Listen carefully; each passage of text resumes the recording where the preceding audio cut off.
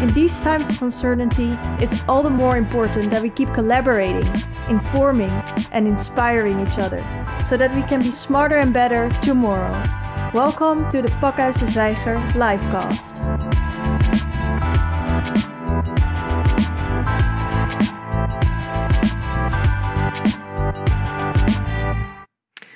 Welcome, good evening, at the beginning of a new season of Tech for Society. I am Puk van Dijk, I'm your moderator this evening, and this is the first episode of a series of 3 in total around digital ledger design and blockchain technologies, and it's called Rights to the Blockchain City. So governments and venture capitalists alike are investing in blockchain technology, hoping, for example, to create a robust governance system, or, for example, to streamline operations. And while many blockchains will remain quite invisible to the end user, to the normal people, expected is that they will be embedded in fundamental public and private systems, such as, for example, taxation and ID management, and various everyday transportational and transactional processes. So what will these new technologies mean for how people live together in modern cities?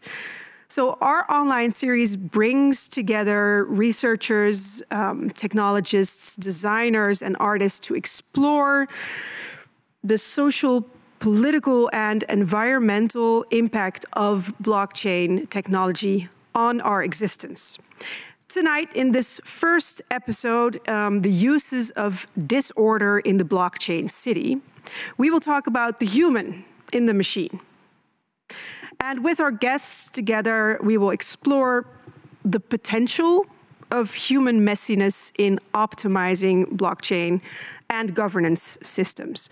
The series is organized by the Amsterdam University of Applied Sciences lectorates, Play and Civic Media, and Institute of Network Cultures, together with Het Nieuwe Instituut, and of course Pakhuis de Zwijger.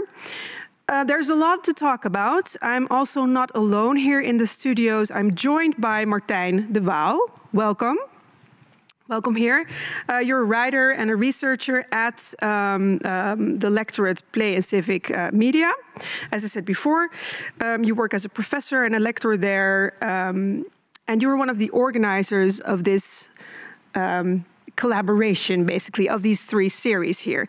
Can you tell us something about why you're organizing these events? Yeah, thanks for the introduction, Puk, and great to be here. And well, it has to do with what you said in the introduction. As researchers, we have been exploring the rise of these new technologies, database technologies, blockchain, asking ourselves, what do they mean for the way that we could live together in the city? And at first we saw a lot of excitement arising around blockchain and database technologies, because there's lots of communities of people who organize themselves around what we call resources. So these are groups of people that want to organize their own energy system, people that want to develop their own housing, people who set up their own shared mobility systems. And they want to do that because they want to do it in a different way than it's usually done in society, because they don't want to base it on market values, but they want to base it on a different kind of values from, so let's say, social solidarity, or setting up an energy corporation with your neighbors that really is contributing to a better environment rather than selling as much energy as possible. And the reason why these people are so excited about these technologies is that if you set up your own resource community, you need a system that keeps track of, who produces what, who uses what, who puts in how many hours of volunteer work, etc., etc. So they see a great opportunity of using that technology to organize society differently. However, once you start doing that, you also find out that it becomes more complicated, because it seems that it's just an administration system, right? You keep track of who uses what and who produces what. But at the moment that you organize that in a digital system, you have to decide on a great number of things. For example, what exactly are you going to measure? Is it just how many hours of energy somebody consumes or produces, or also the hours of voluntary work that somebody puts into the system to keep it running? And if that is so, then what is that worth? And if you have an energy community and your goal is to reduce energy usage, will the system then also reward you if you, for example, do not use energy at peak time? Or will it punish you if you do? You set up all these kind of rules, and you can set them up in so-called smart contracts, so the system can organize itself. But then it's no longer just an administration system, it becomes a governance system, right? Because it determines for you how you will live together in that community. And yeah, that's a whole different design issue. And I think that's what we would like to talk about in our research, but also tonight and in the next few evenings. How do you design for those kind of systems, taking into account that it's not just a matter of organizing an administration, but it really is a governance system. Yeah. And can you give us a little bit more of an idea of this research project you did, the Circulate project? Yeah, the project is called Circulate, and that is because it deals with these kind of systems within a circular economy. And it started off when we had conversations with groups of architects in Amsterdam, and also people who are designing these technologies for circular economy, like a biodigester that lets groups of people produce their own energy, etc.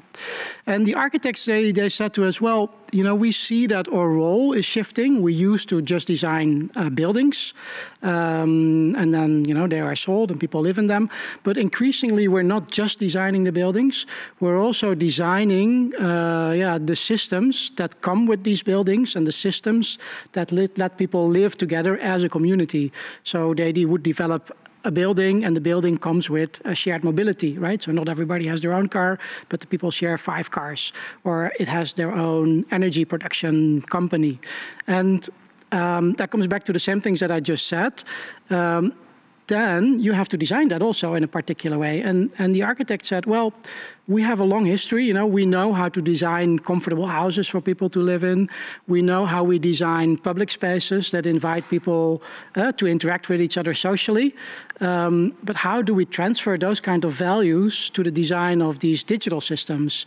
And can we sort of work together in figuring that out in a research project? And that's basically what we've been doing for the last 2 years, and which hopefully we will sort of keep on doing in the next few years as well. And we will hear about this a little bit later in the program as well.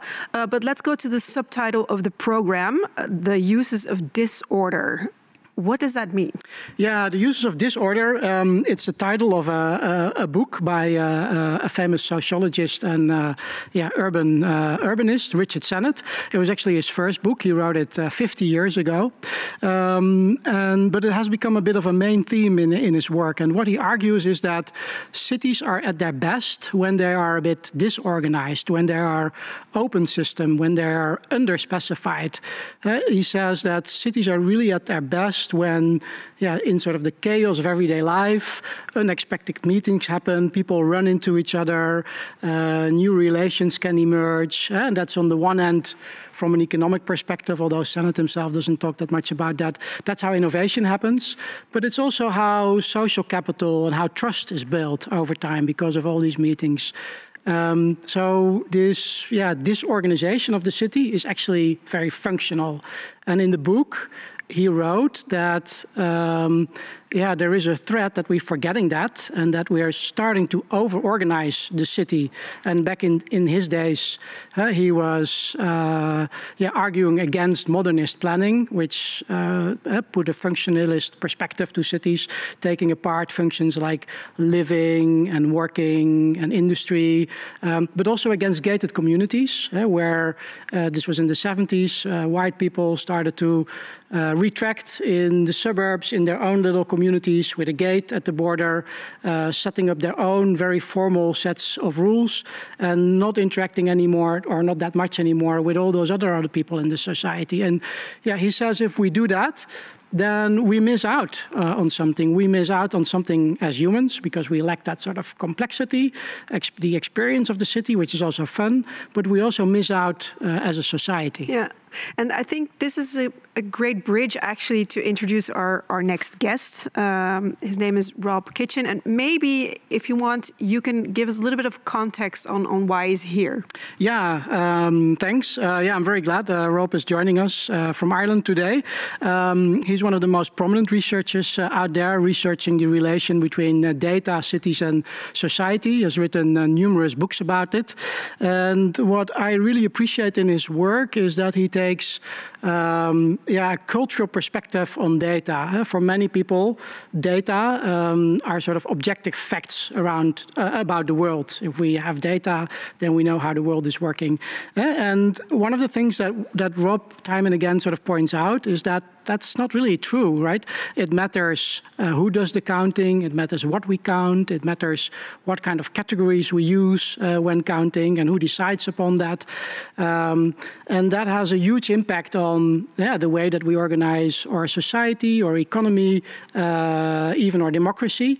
So what I really enjoy about his work, that he puts that agenda forward, thinking of cities from the perspective of data and what that means for power relations, and how society emerges around data. Yeah. And also the messy role humans play in society. Rob Kitchen, welcome here tonight. Thank you for joining us. You're a professor and advanced investigator at the National Institute of Regional and Spatial Analysis at Maynooth University in Ireland.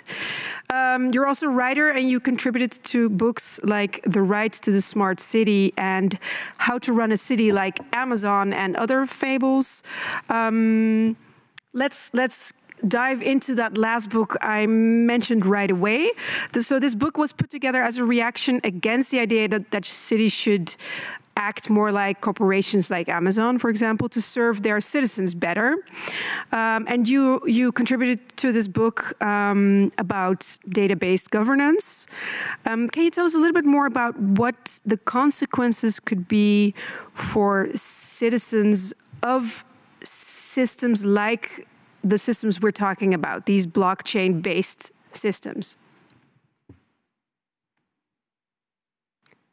Yeah. I think you're still on mute. Sorry about there that. You go. Yeah, sorry. Thanks very much for the invitation to talk to you this evening.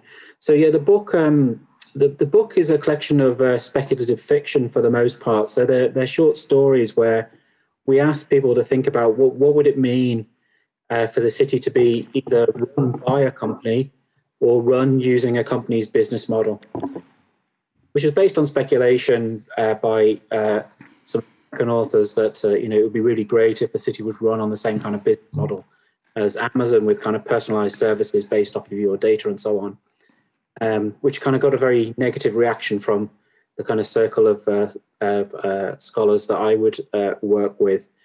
For all kinds of reasons around kind of marketization, privatization of city services, and what it would mean for companies to be running the public realm and so on.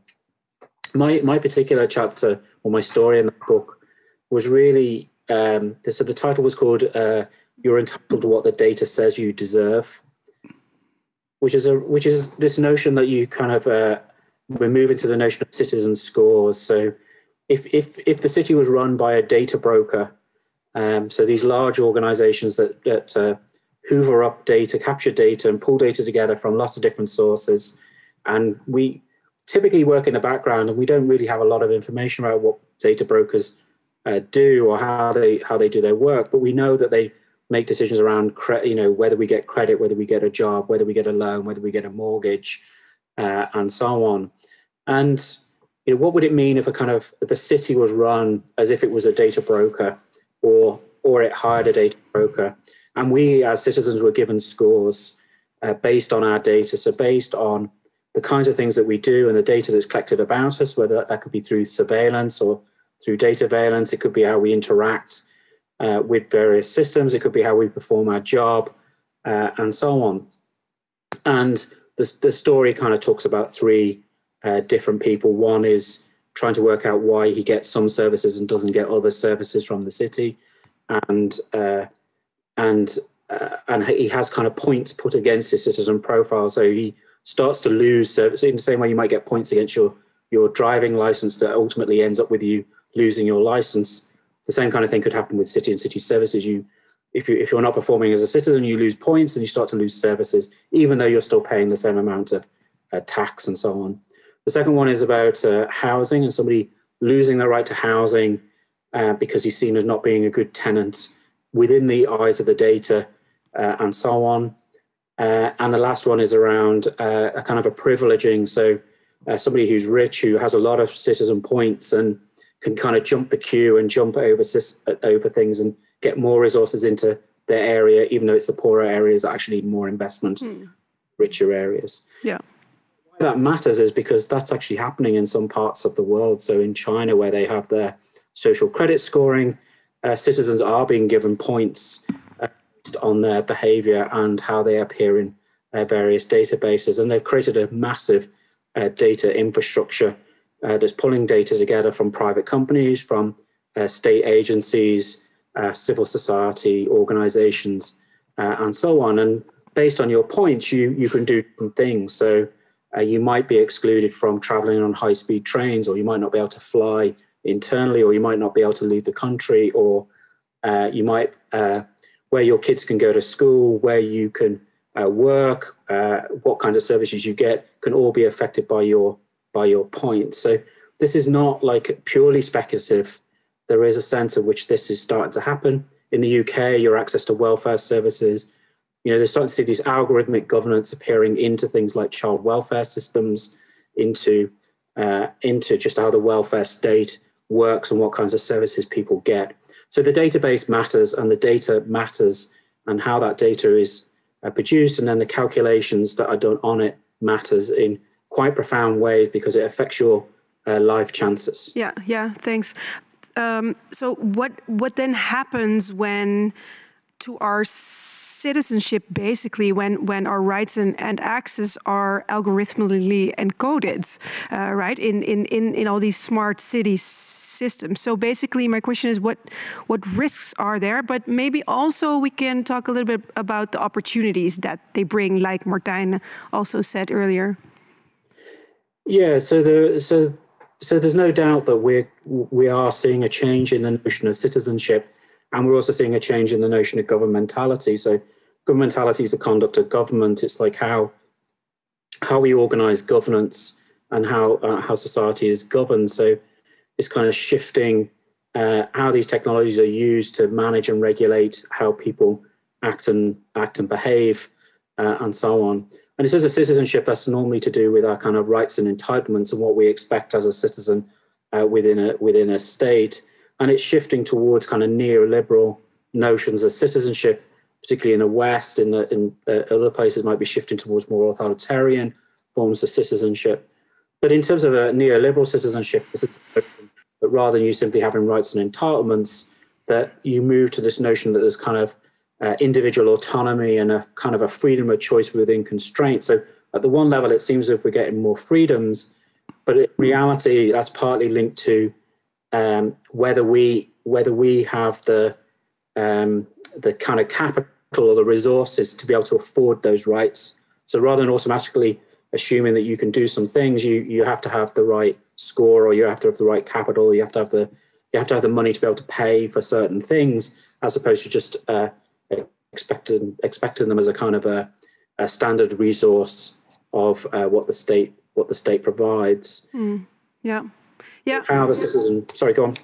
No, for sure. I'm also thinking about the implications here. As you said, in the West, it might be a bit different than, for example, in China. How is it here in our own country? Is it as extreme as Rob said? Like it's actually completely underground, influencing our daily life? Well, to a certain extent, we see an increase of the use of algorithms. For instance, in the Netherlands, we just had a big scandal in government where our tax office used algorithms to analyze sort of potential citizens who were fraudulent, and it happened that many of them actually had a migration background.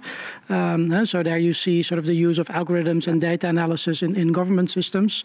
I also recognize what Rob mentions today and what he has written about very eloquently in some of his books, this neoliberal sense of citizenship, right, where it seems that you have a lot of freedom, but it also means that you become really responsible for your own success, but also for your own failure. But I was also wondering, because the reason we started this research is that we also saw some optimism from people who are organizing themselves around organizations like the Commons, like setting up resource communities, using these same technologies to actually get back some power to organize their own governance system around their resources.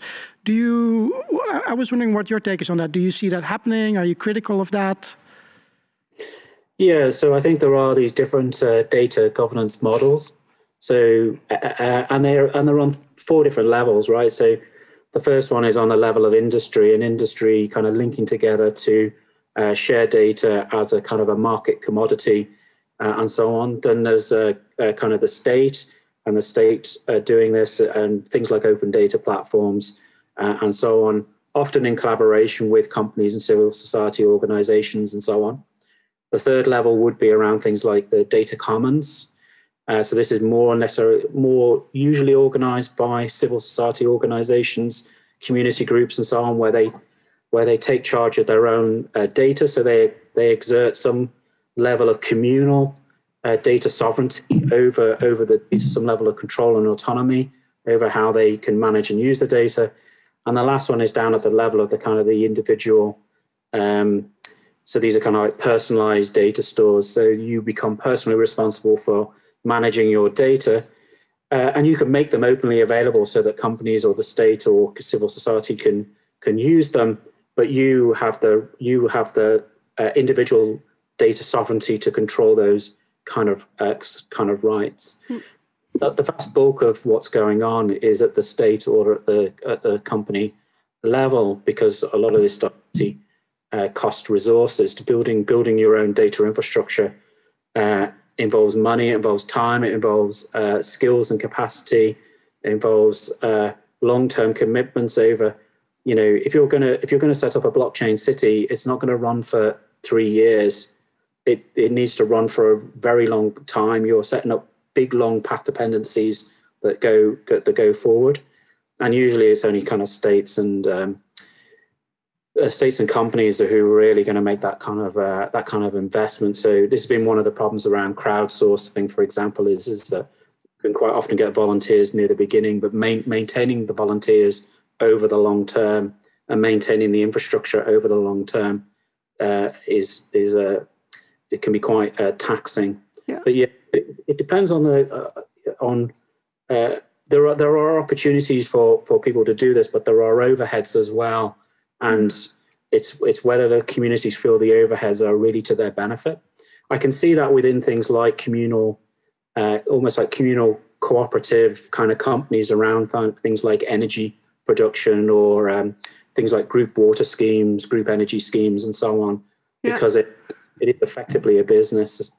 I'm sorry to barge in, but we have to kind of wrap up our time with you. But I have one more question that I would really like you to answer, is because we're talking here about this kind of human messiness, and I was wondering to what extent this messiness or this disorder,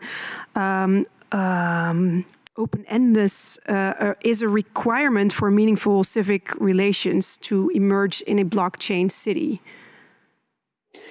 Well, I tend to agree with Martin's opening things around Richard Sannett's view of what makes a kind of a vibrant, viable, innovative kind of city, and it is diversity, and it is mix, and it is certain levels of disorder and so on.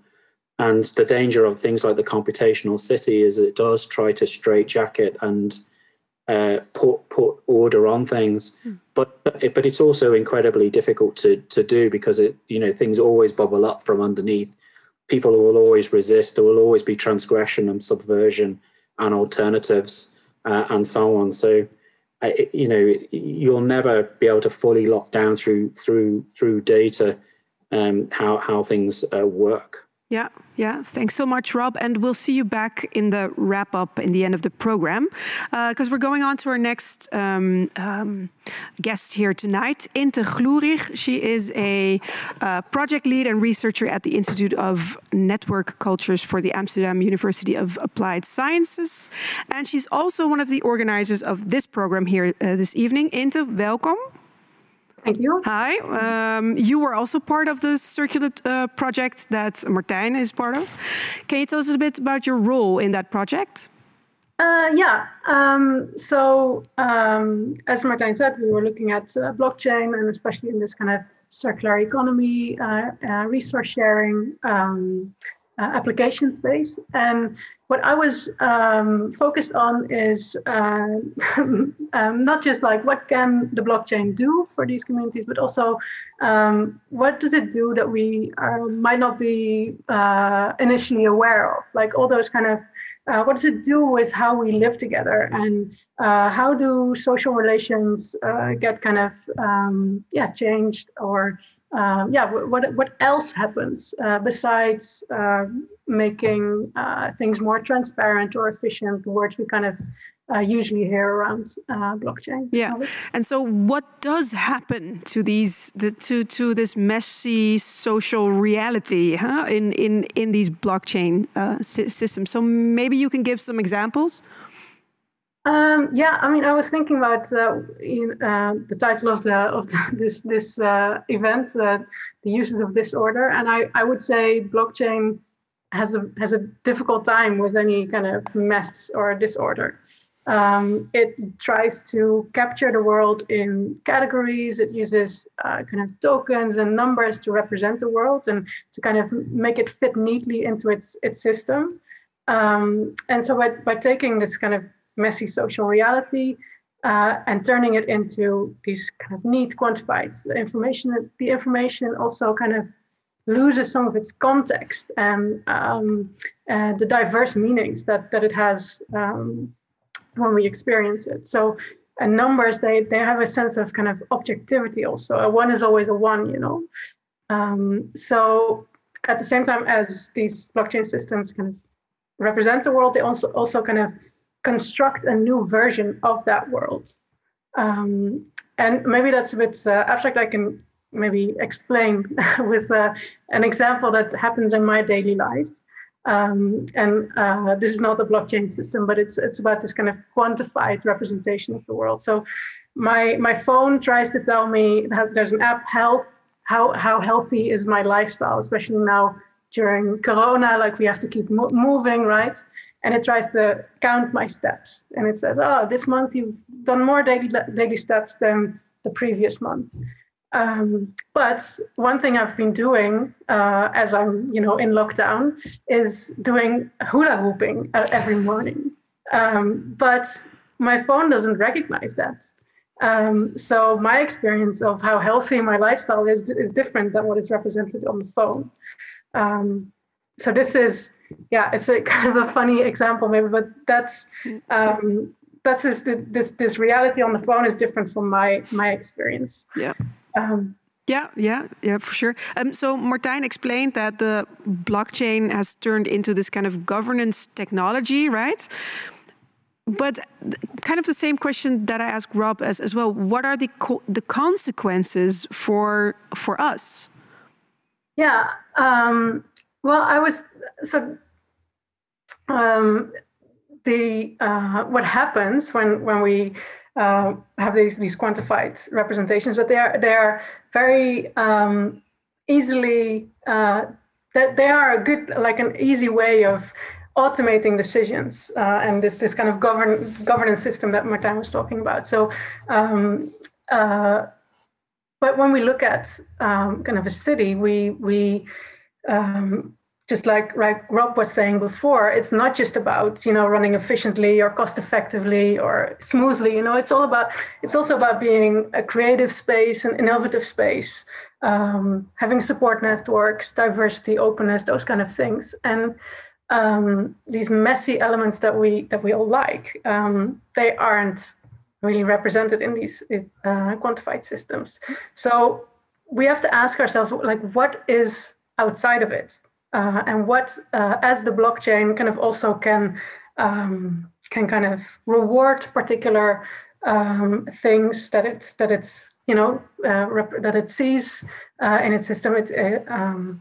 It can also, like, so it sees particular things and it rewards particular things, but then it also doesn't see other things, and those things kind of get disincentivized because of this. So as things, these kind of new things, innovative things, creativity, things that we don't know yet when we program the system, they get disincentivized. And that is something I think we need to think really long about like, when we design blockchains, what doesn't it know, and how do we deal with that? And also what's left behind, or what is excluded. Yeah, exactly. Yeah. And so later on in this series, we will hear from, real world projects that are using blockchain to actually support the commons, and that maybe can tell us also about how this excluding of other things works. But what would you like them to take away from the Circulate project you and Martijn have been working on? Yeah, I think it is really about, for me, these new technologies are always kind of tempting, and we can look at them and kind of see how they can solve all sorts of problems, and it's really tempting to use them for all sorts of things that we see around us. But we always have to think about all those kind of more invisible sides of it, and the social reality that is around it. Like, who is the community that will use it? How do they have a voice in the system as it's implemented? And also 2 years down the road, how do they change? How a changing reality? How will they deal with that? How do they continue to have a voice into the systems that govern them? Yeah. And Martijn, we've been talking about this a little bit before the program started, and you also said, like, we're also losing, I guess, some humanity as soon as we use blockchain as not an administration tool, but a governance tool. Is there something, except for practicalities and getting organized, is there something that these real world projects really gain by this governance blockchain? Well, I mean, that's the thing that we are exploring, right? And it comes up to what has been said before, that on the one hand, it is a way for a community to set their own rules. And to not be dependent on the rules that are set by a big company or by the state, right? You can decide for yourself, okay, this is our community, this is what we value. We don't want to trade energy on the market. We want to give it away to people who need it, or we don't want to rent out our cars according to the market, so the price goes up when there is only a few cars left. But we come up with a fairer way to organize our resources. So it actually gives space for more autonomy then? It does. Well, it could in a way, but like Rob said, there is also a lot of complexities, because it's expensive, it's difficult, and once you start setting up these systems, you run into all these, well, we've called them design dilemmas or conflicts.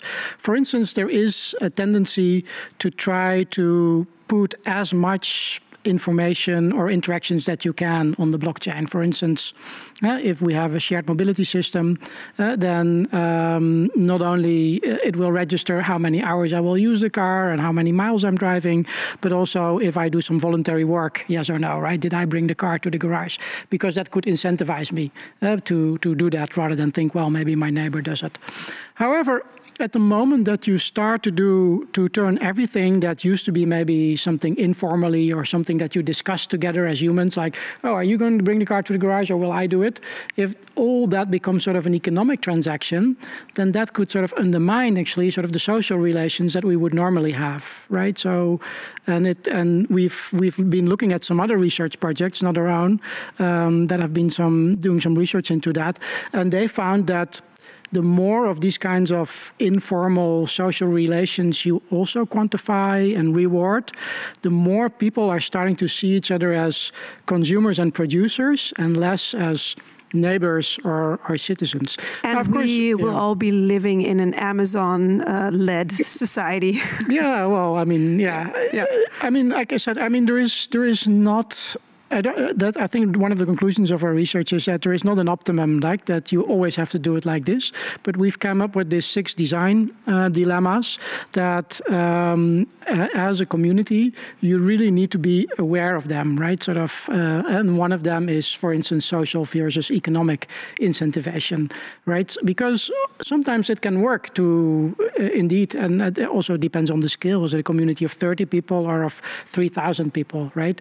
Sometimes it could work to incentivize people economically to do something, but sometimes it actually undermines the social capital that you want. To go back to you, and also not only to you, but to our 2 next guests. Yeah. You have been saying that this can get quite theoretical, and you really wanted to bring in some kind of visionary examples of people who are working with these ideas of a governance system run on blockchain and how to relate to that as a human, messy human, right?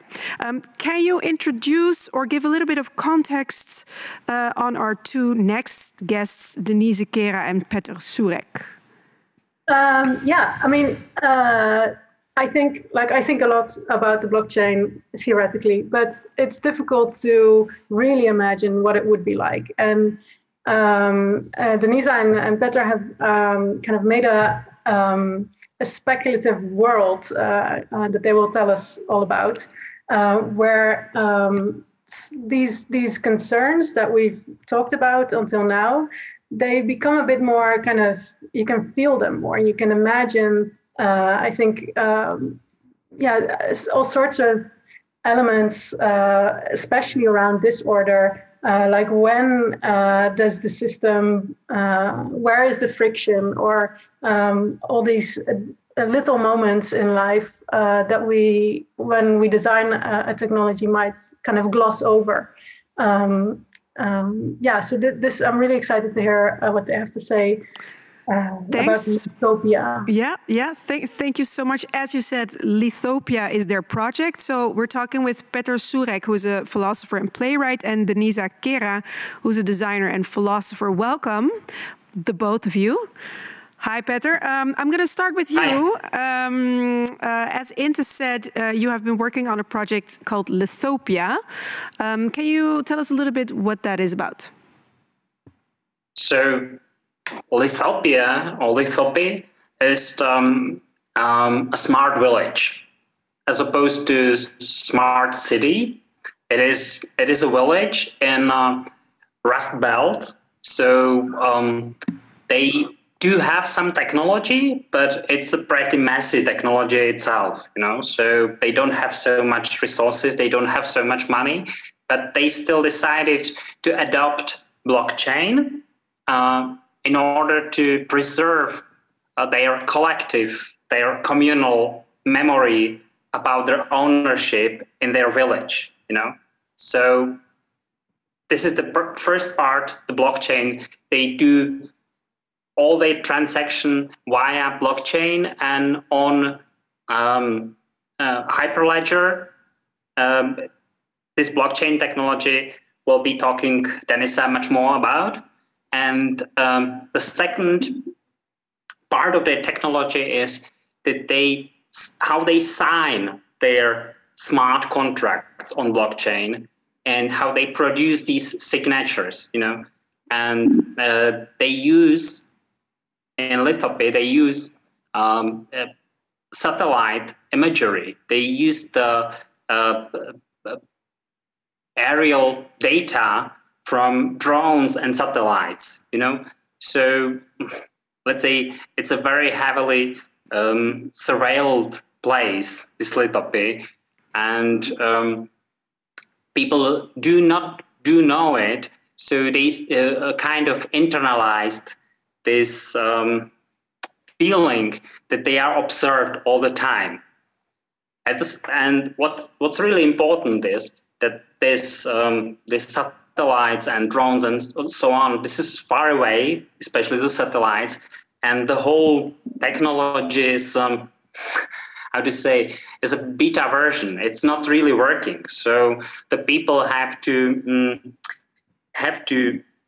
change their behaviors to somehow to work with this technology. So let's say if they hug each other, or if they just shake hands, they have to shake them in a different manner, or they have to shake them very long time before they really get their contracts signed. So it's like the basic idea is that it's not just really perfect or smooth working technology that changes your behavior. Actually, it's technology that doesn't work at all that really changes your behavior, because it. Right. So it's kind of dysfunctional in a way that we have to really exaggerate our movements and our behavior in order to get the machine starting. Right. Yeah. So I think we have a small video just to get a sense of this lithopia. Let's see. Bzz, bzz, bzz,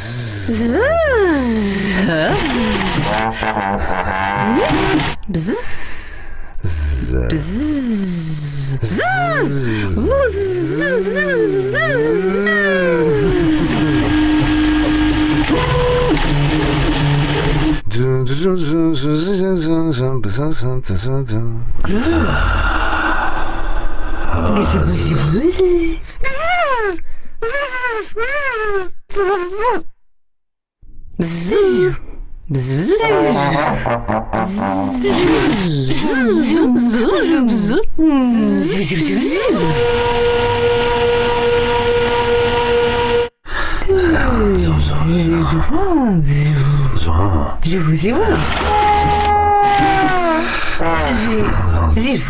And so, Peter, this is gives us kind of a sense of what lithopia is, but where is it? Is it an actual physical place? Is it online? Is it a continuous performance, or how do I view it?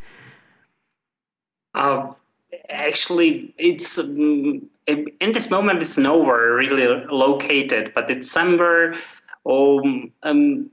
We started in in Rust Belt, so it's not nowhere in that sense, but this not only online. It's really somewhere. It's like the village, like the community of people who decided to adopt these technologies and to combine them in this way. But yeah, this is not the real place. No, let's say it's a real utopia in this sense. Yeah, exactly. I'm going to Denise. You frame blockchain as a regulatory technology. What do you exactly mean by that? Regulatory. So I was interested in the issue of regulation and code, which is this very popular topic of algorithmic governance. And the original idea was let's use some really atrocious near future technologies like blockchain and satellites, put them together and see the possibilities. Can we anticipate the issue and find out a way to regulate that will not be too late? That is why we created Litopy.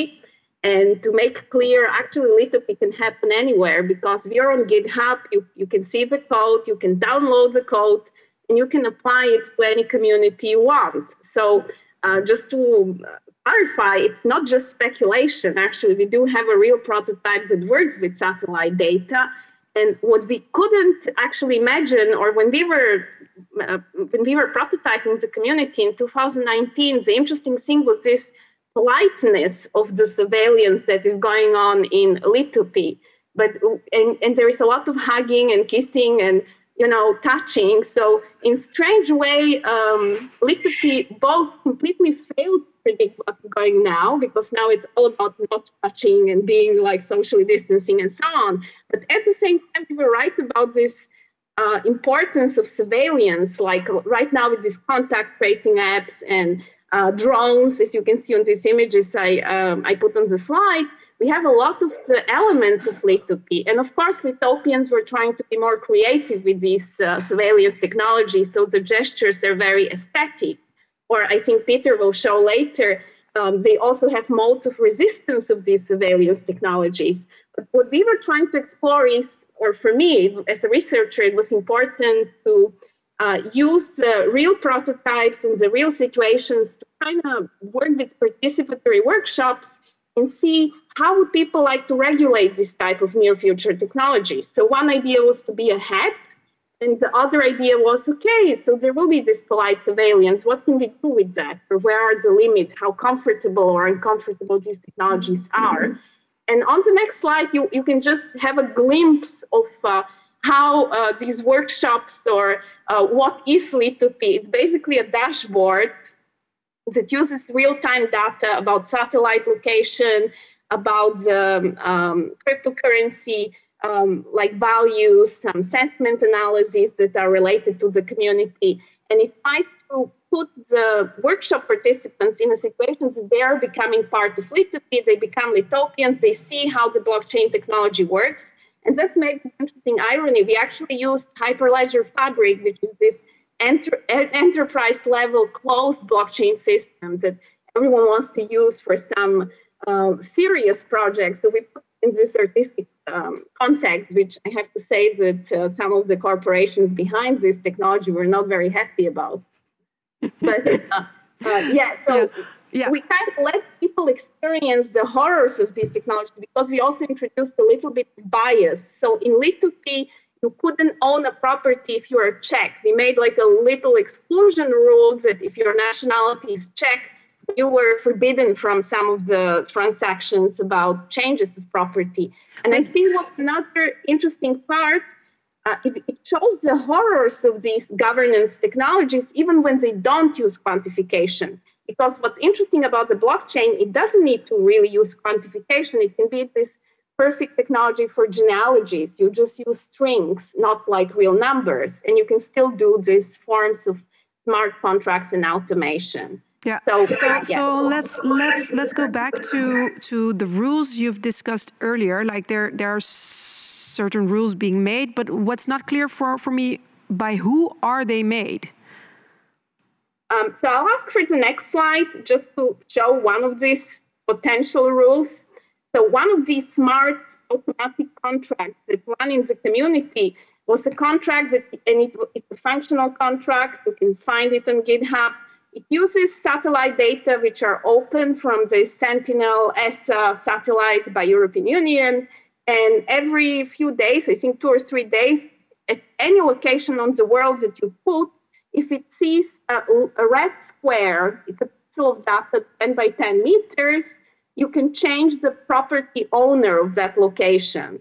So it's like a trigger for the satellite. So that was the contract we were working with as a form of a rule in that community. So if you put a red pixel of data over some whatever location you decide, you can kind of claim ownership of that location on our blockchain solution. So how the rules were made, they were made through workshops. So I presented some rules to some workshop participants, and then I asked them, so, should we include more conditions, or how do you feel when we put a bias? What we should do with the bias in these smart contracts? Who will know there is a bias? How will you find out how to do the oversight of the code and so on? So for me, this was basically like a nice environment, something like a so-called sandbox, show the possibility of the technology and to see together in this participatory manner, can we create maybe better rules or better procedures, how to do oversight of the code? And it was just a fun project. Yeah, great. So let's go quickly back to Peter for the last questions with you guys. As Denise also said, Lithopia is a heavily surveilled place. How did people react? And also, let's zoom into if and how they kind of had disorderly behavior. Yeah, so you already mentioned that most of this technology, blockchain, will be kind of invisible And why it will be invisible? First, because of culture, because we don't perceive strangeness of what we do every day. That's why it's invisible to us. But if people kind of are reminded of the fact that something's strange, and these are these rituals that the people do there, in Lithuania, you would probably wonder why they're doing it. Why, especially now, where in most countries it's prohibited to kiss each other in the public space. Not mentioning for so long time, but I think I made some basic script how we do these rituals, how the people meet each other, how they, let's say, sign these contracts, including, let's say, marriage or whatever, sign with a kiss, the marriage, marriage contract.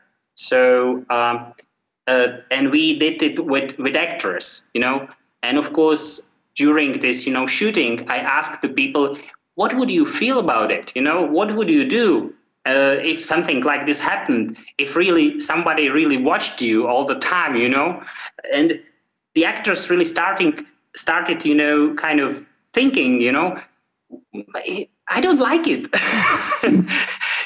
So maybe we can go to one place, to one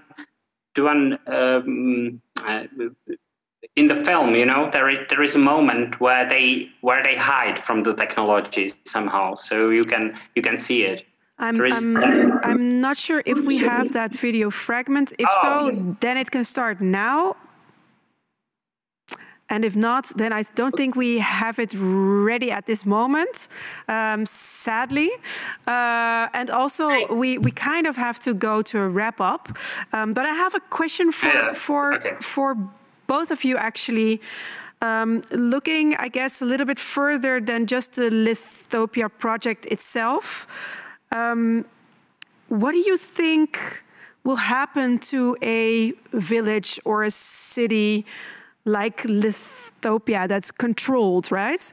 And if this is implemented for real, what does this mean and what consequences does this have for our human messiness?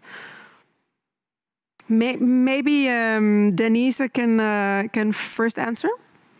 I think there will be always modes of disobedience or some way of fighting it, which you see in the Lithopia movie. They basically use umbrella to hide from the drones and satellites. Of course, it doesn't work if there is a thermal camera, but there will be probably other solutions for that. So I think what we were trying to show is make it a bit ridiculous, show some like funny ideas how people will resist it. So I do think that will happen also in the real life. I mean, we see it even now with all these corona restrictions. People will find a way. They don't trust the rules or find them unjust. They will find a way how to go around it or how to fight it. So I guess it's an optimistic project at the end. What we were really trying to do was see, can we do anticipatory governance basically of these futures? Can we let people see the technology before it becomes reality? In that sense, maybe the project is interesting. Great, thanks. Martijn, also the same question for you, also in heading to an end. As Denise said, and Petter as well, humans will always have this kind of intrinsic need to, anarchize. But what does it mean if society does actually move into this kind of big blockchain-based algorithmic decision making?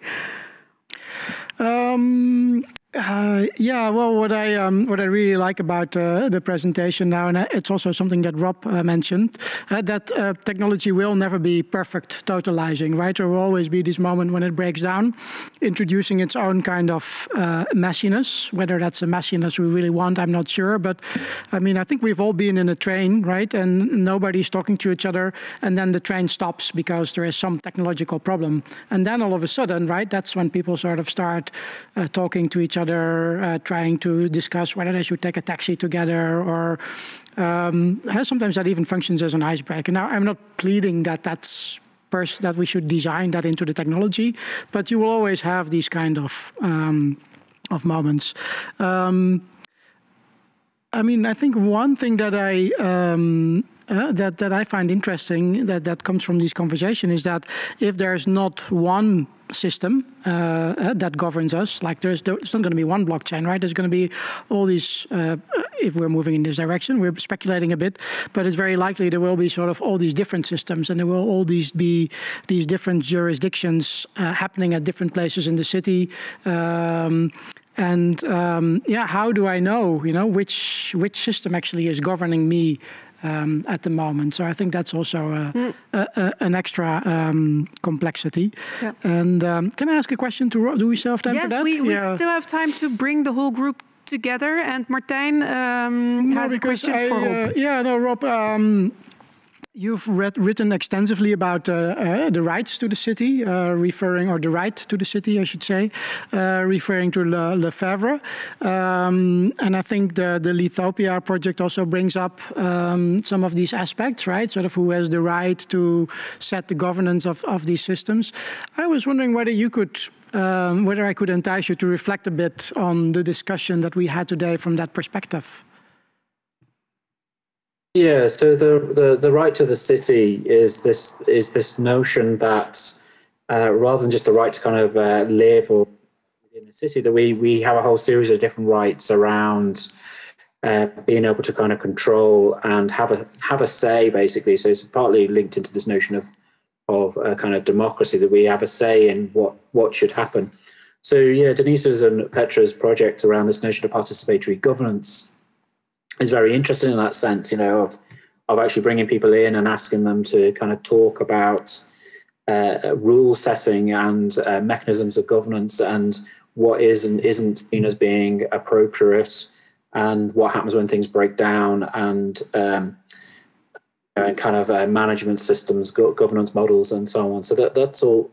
But the reason why the rights to the city kind of debate started was because there was a sense in which that was disappearing away, and it was a more kind of higher level decisions being made by states and to some degree companies as to how cities were functioning, and that it was really being moved up into vested interests. So the city was really serving certain classes as opposed to society as a whole. So that's partly where this notion of the right to the city comes in, as it's a kind of a move back down to citizens and civil society to have more of a say in how the city is run. So there are these debates within smart city around, well, who is the smart city for? And blockchain is part of the smart city debate, using technology to regulate and govern society. So, is it for the state and for regulating and controlling society? Is it for companies and for the production of profit, or is it for citizens and quality of life? And obviously there's a balance between all of those, right? So, and it's where the emphasis is put, and the right to the smart city tries to push the emphasis further down towards citizens. Mm. Yeah, if you don't mind, Martijn, I would also like to bring in Inte really quickly before we wrap up, because as we can see from Denise and Peter's example, but also the things we were discussing here, that blockchain developments, they have a variety of different actors, right? So governments, big corporations, obviously, but also local communities that you have been working with on your project, and artist-run organizations like Denise and Peter. So in a way, it's like a big, messy pile of blockchain interacting and overlapping and being run. So how do you think this might, in the end, evolve in the future? Because is there like a way to smooth things out in order for them to work more functionally and to also to work more functional for us?